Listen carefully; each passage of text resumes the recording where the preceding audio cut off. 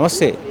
ఈ మధ్యకాలంలో పెద్ద ఎత్తున పొలిటికల్లో హీట్ వాతావరణం మొదలుకుంది. ముఖ్యంగా కేసీఆర్ సభ తర్వాత అటు రేవంత్ రెడ్డి ఏదైతే మాట్లాడాడో పెద్ద ఎత్తున పొలిటికల్ హీట్ అయితే మొదలైంది.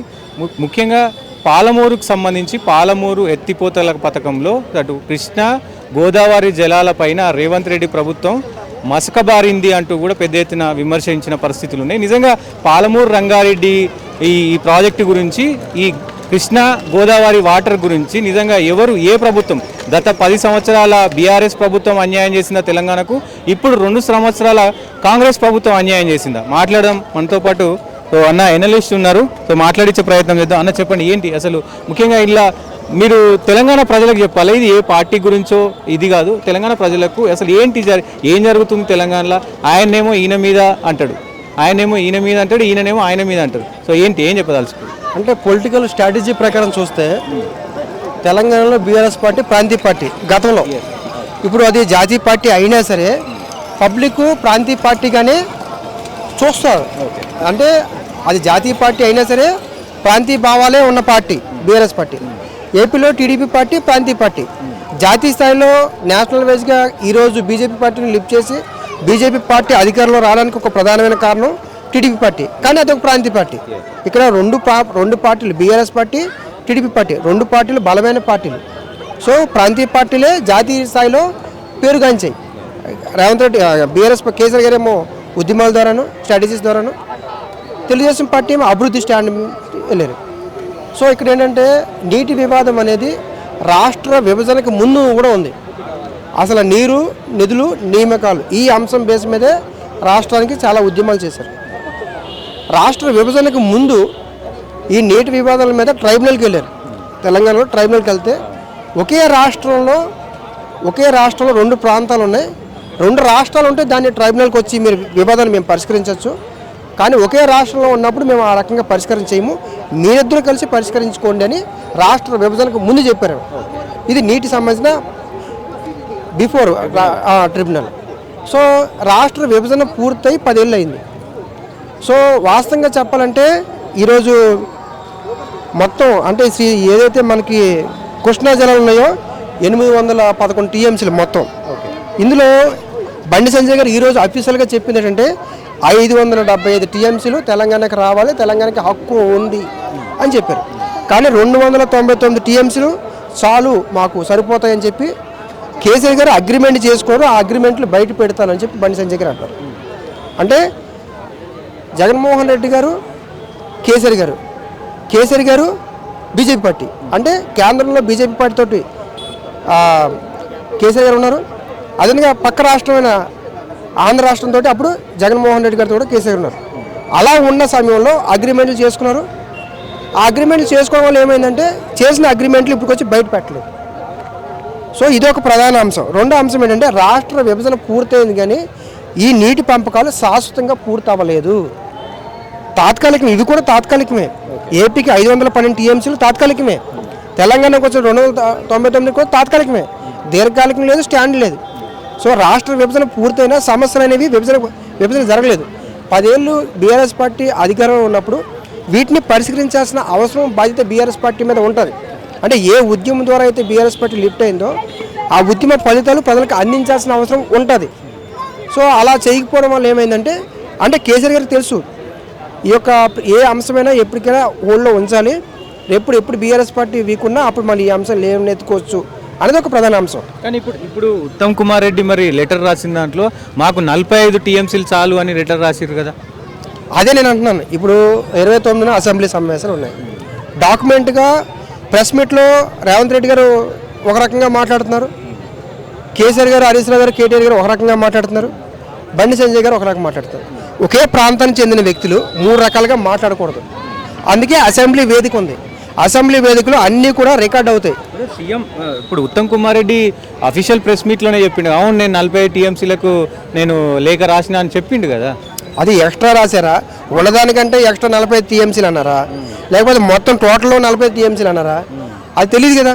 సో అందుకే అన్నాను, ఇక్కడ ప్రెస్ మీట్లో నేనేమైనా మాట్లాడచ్చు, మీరు ఏమైనా మాట్లాడచ్చు, కానీ అసెంబ్లీ కనుక వచ్చినట్లయితే మనం ప్రతి పదం రికార్డ్ అవుతుంది. అలా రికార్డ్ ఇప్పుడు ఆల్రెడీ కాంగ్రెస్ పార్టీ వాళ్ళు అదే చెప్తున్నారు, మేము ప్రతి అంశాన్ని వివరిస్తాము, ఎవరు అన్యాయం చేశారని. ఇప్పుడు బీఆర్ఎస్ పార్టీ కూడా అసెంబ్లీకి వెళ్ళాలి, వెళ్ళి వీళ్ళు చేసిన ఏదైతే అన్యాయం చేశారో దాన్ని వివరించగలగాలి. అప్పుడు ఒక సెక్షన్ ఆఫ్ పీపుల్, అంటే ఒక పొలిటికల్ మెచ్యూరిటీ ఉన్న వాళ్ళందరూ కూడా నమ్ముతారు. పొలిటికల్గా నిజంగా సీఎం స్థాయి వ్యక్తి అంటే అంత ఘాటు వ్యాఖ్యలు చేయడం ఓకే, టీపీసీసీగా ఉన్నప్పుడు ఓకే, కానీ ఇప్పుడు సోషల్ మీడియాలో విపరీతంగా సీఎం రేవంత్ రెడ్డి ట్రోల్ అవుతూ ఉన్నాడు. ఎందుకంటే సీఎం స్థాయి వ్యక్తి అలా మాట్లాడడాన్ని ఎవరు జీర్ణించుకోవట్లేదు. ఏం చెప్తారు? అంటే కరెక్ట్ కాదు. ఎందుకంటే రేవంత్ రెడ్డి గారు నేను ఎంపీగా ఉన్నప్పుడు కూడా తెలుసు, అప్పటి నుంచి కూడా చూస్తున్నాను. సో రేవంత్ రెడ్డి గారు చాలా కాలం తర్వాత ఇండిపెండెంట్ జడ్పీటీసీగా గెలిచి ఎమ్మెల్యే అయ్యి ఎంపీ అయ్యి ఈరోజు ముఖ్యమంత్రి అయ్యారు. సో బీఆర్ఎస్ పార్టీ మీద వ్యతిరేకతోటే రేవంత్ రెడ్డి గారికి అవకాశం ఇచ్చారు. ఇక్కడ గెలుపు కూడా కాంగ్రెస్ గెలుపు కాదు, రేవంత్ రెడ్డి గారు ప్రజా వ్యతిరేకతను అతవైపు తిప్పుకొని, ప్రభుత్వ వ్యతిరేకత తన వైపు తిప్పుకొని తను మాత్రమే ప్రశ్నించగలుగుతానన్న వాదనలో ఆయన లిఫ్ట్ అయ్యారు. సో అందులో సక్సెస్ అయిన ఒక, అంటే వేల కోట్ల ఆస్తున్న వ్యక్తి కాదు, లేకపోతే ఇంకా వేరే వ్యక్తి కాదు, ఒక సామాన్యమైన వ్యక్తి. ఇప్పుడున్న జనరేషన్లో నాకు మొన్న ఒకరు చెప్పారు, ఒక ముఖ్యమంత్రి అవ్వాలంటే 20,000 కోట్లు కావాలని చెప్పారు రీసెంట్గా పబ్లిక్ మా బయట. అంటే అలా లేకపోయినా రేవంత్ రెడ్డి గారు సీఎం అయ్యారు.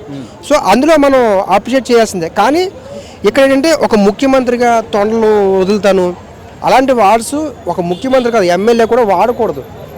అంటే ఆ స్థాయిలో ఈ మధ్య ఎక్కువ కాలం అవడం అంటే అది కరెక్ట్ కాదు.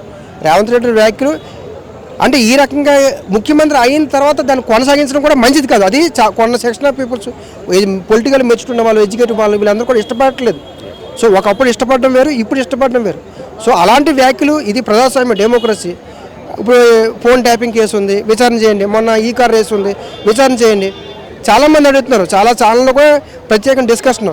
అంటే బీఆర్ఎస్ పార్టీ లిఫ్ట్ అవుతున్న సమయంలో ఒక అంశాన్ని తీసుకొచ్చి టైట్ చేయడం, మళ్ళీ అవాయిడ్ చేయడం, పొలిటికల్గా చేస్తారు తప్ప నిజంగా అందులో ఉంటే విచారణ చేసి దానికి ఒక కొలికి తీసుకురండి అనేది ప్రధాన అంశం. మీరేం గమనించారు ఈ 2 సంవత్సరాల్లో? నిజంగా ఫోన్ ట్యాంపింగ్ అంశం ఉంది, కాళేశ్వరం అంశం ఉంది, వివిధ రకాలటువంటి చాలా ఇట్లా ఈ రేస్ కాస్ అంశం ఉంది. ఎప్పుడైతే బీఆర్ఎస్ పార్టీ అటు కాంగ్రెస్ పార్టీకి సంబంధించి పథకాలు ఎప్పుడైతే లో అవుతున్నాయో, ప్రజల నుంచి వ్యతిరేకత వస్తున్న టైంలో పెద్ద ఎత్తున ఇట్లాంటి కేసులు ముందుకు వస్తూ ఉన్నాయి. ఇప్పుడు ఫోన్ ట్యాపింగ్ నడుస్తూ ఉంది వారం రోజుల నుంచి, సిట్ వేయబోతున్నారు. అసెంబ్లీ తర్వాత అటు కేటీఆర్, హరీష్ రావు, కేసీఆర్ కూడా అరెస్ట్ అయ్యే అవకాశాలు ఉంటాయి అంటున్నారు. ఏం చెప్తారు? ఏం గమనించారు మీరు 2 సంవత్సరాల నుంచి? నిజంగా ప్రభుత్వం ఈ రాష్ట్రం కోసం ఆలోచిస్తుంది అనుకోవాలా, లేకపోతే ఏంటి? అంటే మొన్న సర్పంచ్ ఎలక్షన్స్ ముందు కూడా నేను చెప్పాను, బీసీ రిజర్వేషన్ల అంశం అనేది కాంగ్రెస్ తీసుకున్న డిసిషన్ కరెక్ట్ అయినా అది ఇంప్లిమెంట్ ప్రజలకి అందించలేనప్పుడు వాళ్ళకి అగ్నిస్ట్గా బీఆర్ఎస్ పార్టీకి వేస్తారని చెప్పాను. ఇది ఓటింగ్ సైలెంట్గా మారుతుందని చెప్పాను, చాలామంది నమ్మలేదు. సో బీఆర్ఎస్ పార్టీకి ఇప్పుడు వచ్చిన ఓటింగ్ కూడా 8-9 జిల్లాల్లో కాంగ్రెస్కి టఫ్ ఇచ్చారు. సో కొన్ని వాటి దగ్గర ఏకంగా వేలంపాటు చేశారు. వేలంపాటు చేసిన ఏదైతే సర్పంచ్ ఉందో దాన్ని రద్దు చేయాలని మీడియా ముఖంగా కూడా నేను అడిగా, సర్పంచ్ ఎలక్షన్స్ వేలంపాటు ఏంటి? సో దాన్ని కూడా నేను వ్యతిరేకించాను. రాజ్యాంగం అది అలాగైతే మరి ఎలక్షన్స్ వేస్ట్ కదా. సో అప్పుడు కూడా నేను ప్రెస్ మీట్ పెట్టి చెప్పాను. సో ఇక్కడ ఏమైందంటే పొలిటికల్ సిండికేట్గా కాంగ్రెస్ పార్టీకి 62% ఓట్స్ సర్పంచ్లు రావడం జరిగింది. బీఆర్ఎస్ పార్టీ కూడా అనుకోలేదు, వాస్తవంగా చెప్తున్నాను. బీఆర్ఎస్ పార్టీ కూడా, కానీ నేను చెప్పాను, వీడియోస్ ఉన్నాయి కావాలంటే మీకు చూడండి, కొడితే వస్తాయి. సో ఇది అలా సైలెంట్గా గ్రామీణ ప్రాంతాల్లో బీఆర్ఎస్ పార్టీ లిఫ్ట్ అయ్యింది. తెలంగాణ ఉద్యమంలో బీఆర్ఎస్ పార్టీకి ఒక బలమైన స్టాండ్ ఓటింగ్ ఉండేది, కానీ అది 2023 ఎన్నికల్లో ఆ ఓటింగ్ కోల్పోయింది. కానీ హైదరాబాద్ సిటీ మొత్తం కూడా ఆంధ్ర వాళ్ళు వీళ్ళందరూ కూడా పొలిటికల్ అడ్మినిస్ట్రేషన్ కేసీఆర్ గారు బాగుంది అని నమ్మి చాలామంది ఓట్ చేశారు. సో ఈ 2 అంశాలు ఇప్పుడు మళ్ళీ బీఆర్ఎస్ పార్టీ గ్రామీణ ప్రాంతాల్లో పొందుకుంది. సో ఇది రేవంత్ రెడ్డి గారు ఎక్స్పెక్ట్ చేయలేదు, బీఆర్ఎస్ పార్టీ కూడా ఎక్స్పెక్ట్ చేయలేదు. సో అది పుంజుకోవడం వల్ల ఏమవుతుందంటే కేసీఆర్ గారి యొక్క స్ట్రాటజీని రేవంత్ రెడ్డి గారు కొద్దిగా ఓవర్ కాన్ఫిడెంట్లోకి వెళ్ళిపోతున్నారేమో అని నాకు అనిపించింది. అంటే కేసీఆర్ ఒక రాష్ట్రంలోకి ఉద్యమం చేసి ఆ ఉద్యమం ద్వారా 10 ఏళ్ళు ముఖ్యమంత్రిగా పనిచేసిన కేసీఆర్ గారు మైండ్ సెట్ కానీ, ఐడియాలజీ కానీ, స్ట్రాటజీ కానీ చాలా డెప్త్లో ఉంటుంది. మాకే ఒక 2-3 రోజులు కూర్చుంటే కేసీఆర్ గారి వ్యాఖ్యల మీద విశ్లేషణ చేయాలంటే మాకు కొంత టైం పడుతుంది. సో అలాంటి కేసీఆర్ గారిని రేవంత్ రెడ్డి గారు ఓవర్ కాన్ఫిడెంట్తో వ్యవహరిస్తున్నారేమో అని నేను అనుకుంటున్నాను. సో ఎప్పుడైనా కేసీఆర్ గారు, అదేవిధంగా చంద్రబాబు నాయుడు గారు, వీళ్ళిద్దరు కూడా public Naidu, mood of situation బాగా తెలిసిన వ్యక్తులు. ఎప్పుడు ఎలా లిఫ్ట్ అవ్వాలో, పార్టీని ఎలా లిఫ్ట్ చేయాలో, ప్రజలను ఎలా లిఫ్ట్ చేయాలో బాగా తెలిసిన వ్యక్తులు. వాళ్ళకి తెలిసిన విధంగా ఇంకెవరికి తెలియదు. మీరేమో మరి ఓవర్ కాన్ఫిడెన్స్ అంటారు. మరి నేను ఇప్పుడు వచ్చే 2029 ఎలక్షన్స్లో 100 పైన సీట్లు, 153 అయితే కనుక 100 పైన సీట్లు, లేకపోతే 119 ఉంటే 80 పైన సీట్లు నాకు వస్తే ఇదే నా శపథం అంటూ కూడా నేను 2వ సారి ముఖ్యమంత్రి అవుతా అంటుండగా మొన్న ఏపీలో కూడా వైసీపీ పార్టీని రానివ్వను, 2029లో మళ్ళీ ఈ ప్రభుత్వమే కూటమి ప్రభుత్వం అధికారంలో వస్తుంది పవన్ కళ్యాణ్ గారు చెప్పారు. సో రేవంత్ రెడ్డి గారు కూడా బీఆర్ఎస్ పార్టీని రానివ్వనని రేవంత్ రెడ్డి గారు చెప్తున్నారు. కాంగ్రెస్ పార్టీని ఎలాగైనా సరే తొక్కుతాము, ఖచ్చితంగా కేసీఆర్ గారు మళ్ళీ ముఖ్యమంత్రి చేస్తాను ఇవన్నారు. ఈ వ్యాఖ్యలు ఏంటంటే 2014 నరేంద్ర మోడీ గారు ప్రధానమంత్రి కాకముందు కాంగ్రెస్ పార్టీ వాళ్ళు చెప్పారు, రాహుల్ గాంధీ గారు కాంగ్రెస్ పార్టీ వాళ్ళు ప్రధానమైన లీడర్లు చెప్పారు, సాయి వాళ్ళ రాజనీతి మే క్యా కామ్ కర్తే ఆకే క్యా మాలూమ్ మే రాజనీతి ఉస్కో అన్నారు. కానీ నరేంద్ర మోడీ గారు 3 సార్లు ప్రధానమంత్రి అయ్యారు. ఇది డిగ్రేడ్ చేయడం మాత్రమే. రేవంత్ రెడ్డి గారి చేతిలో ఎలా ఉంటుంది? రేవంత్ రెడ్డి గారు ఎలా చెప్పగలుగుతారు? Election mood of situation. మొన్న 23 సార్వత్రిక ఎన్నికల్లో 90 రోజుల ముందు చెప్పాను ఖమ్మం జిల్లాలో కాంగ్రెస్కి 7 స్థానాలు వస్తాయంటే 8 స్థానాలు వచ్చాయి. అంటే 3 నెలలు వరకు కూడా మనం చెప్పలేం, 1 ఇయర్ ముందు ఇచ్చినవి కూడా చెప్పలేం. ఇక్కడ ఏమంటే బీఆర్ఎస్ పార్టీ మళ్ళీ వస్తుంది అనే ప్రచారం బీఆర్ఎస్ పార్టీలో బలంగా జరగడం, రేవంత్ రెడ్డి గారి మీద వ్యతిరేకత వచ్చిందని చెప్పి అన్ని సోషల్ మీడియాలో కావచ్చు, కొన్ని సర్వేలు కూడా బయటకు వచ్చాయి. దానివల్ల ఏమవుతుందంటే అలాంటి లేదు, మేమే వస్తామని ఒక క్యాడర్కి కాన్ఫిడెంట్ ఇవ్వాలి. ఆ కాన్ఫిడెంట్ ద్వారా ఓట్లు పడతాయి. సాధారణంగా ఎవరైతే రేస్లో ఉంటారో, మీరు కూడా స్పోర్ట్స్లో ఎవరైతే బాగా ఆడుతారో అతన్నే తీసుకెళ్తారు, వెనకాల ఉన్నమని తీసుకెళ్తారు. కాబట్టి మేమే రేస్లో ఉన్నామన్నప్పుడు క్యాడర్ డిప్రెషన్ అంటే అటు ఇటు ఉన్న వాళ్ళని మళ్ళీ ఇటువైపు కనెక్ట్ అయ్యే అవకాశం. రేపు ఈ యొక్క జిహెచ్ఎంసీ ఎన్నికలు వస్తాయి కదా, ఆ అంశం మీద ప్రధానంగా ఆయన వ్యాఖ్యలు. కాబట్టి రేవంత్ రెడ్డి గారి వ్యాఖ్యలుగానే ఉంటాయి. బీఆర్ఎస్ పార్టీ ఆయన వ్యాఖ్యలు, ఎవరి వ్యాఖ్యలు కరెక్ట్ కాదు. అంటే మేము వచ్చేస్తామని ఎలక్షన్ ముందు 3 సంవత్సరాల ముందు ఎవరు చెప్పినా అది అబద్ధం అవుతుంది. క్యాడర్ను ఉత్సాహపరచడం కోసం మాత్రమే స్ట్రాటజీ కలిగి ఎవరి వల్ల ప్రాక్టికల్ కాదు. ఎట్లా ఉండబోతుంది ఇప్పుడు? ఎంపీటీసీ జెడ్పీటీసీ ఎలక్షన్స్ ఉన్నాయి, జిహెచ్ఎంసీ ఎలక్షన్స్ ఉండబోతున్నాయి. జస్ట్ ఇంకొక 6 monthsలో రాబోతుంది. ఏం చెప్తారు? అంటే ఎట్లా? అంటే 3 monthsలోనే ఉంటుంది మన జిహెచ్ఎంసీ. ఇప్పుడు డీలిమిటేషన్ అంశం తీసుకొచ్చారు.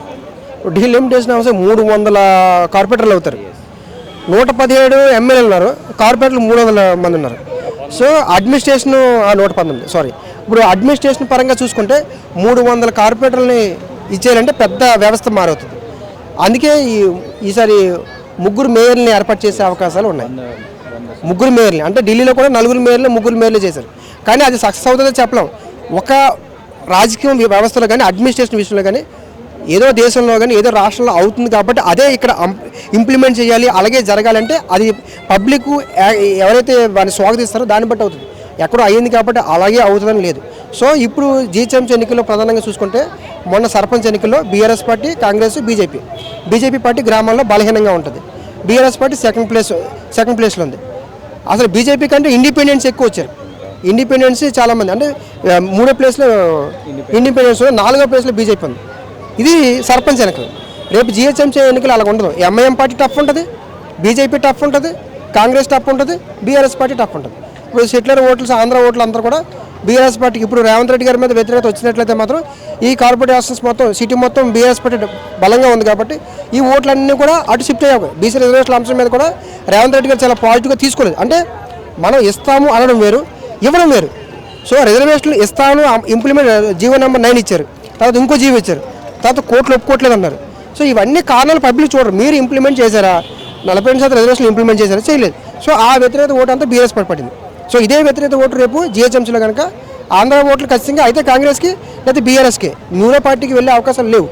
సో ఖచ్చితంగా రేపు ఇది టఫ్ అవుతుంది. అంటే సర్పంచ్ ఎన్నికల్లో ఏ రిజల్ట్ అయితే ఉందో అదే రిజల్ట్ జిహెచ్ఎంసీ ఎన్నికల్లో వస్తుంది అని అనుకుంటే అది రాంగు. కానీ మీరు అంటే 2 పార్టీల మధ్య, ప్రధాన పార్టీల మధ్య పోటీ ఉండబోతుంటున్నారు. గతంలో చూసుకుంటే 2021లో బీజేపీ 4 సీట్లు ఉన్నాయి కార్పొరేట్, సో 44 సీట్లు వచ్చినాయి. మరి ఇది ఎట్లా? అంటే ప్రభుత్వ వ్యతిరేకత ప్రజాదరణే కాదు, ప్రభుత్వ వ్యతిరేకత వాళ్ళు ఎవరు పోరాడుతున్నారు అని అనుకుంటే వాళ్ళ మీద పడుతుంది.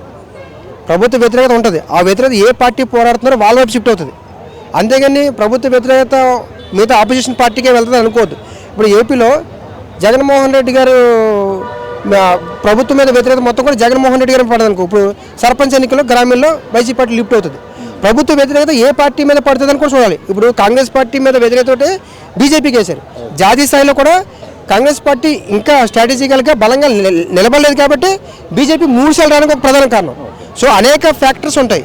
సో ఇప్పుడు రిజర్వేషన్ అంశం ఈ party stand, BRS party correct స్టాండ్తో ఉందని భావించారనుకో, ఈ ఓట్లు ఇటు అవుతాయి. కానీ హైదరాబాద్ సీట్లో బీజేపీ, ఎంఐఎం 2 బలపడతాయి.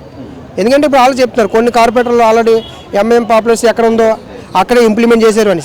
అప్పుడు ఏమవుద్ది, వీళ్ళకి ఎంఐఎం ఒక మేయరు, కాంగ్రెస్కి ఒక మేయరు, బీఆర్ఎస్ పార్టీకి ఒక మేయరు. ముగ్గురు 3 మేయర్లు చేసుకునే అవకాశం, ఏ వివాదం లేకుండా. అంటే దీన్ని పొలిటికల్ సిండికేట్ పాలిటిక్స్ అంటారు. సో అలా కూడా ఉండొచ్చు. అంటే మొన్న హైకోర్టు కూడా అదే జడ్జిమెంట్ ఇచ్చింది. మీరు ఏ నిర్ణయం గవర్నమెంట్ తీసుకున్నా, ఏ జీవో ఇచ్చినా సరే దాన్ని పబ్లిక్ డొమైన్లో పెట్టాలి.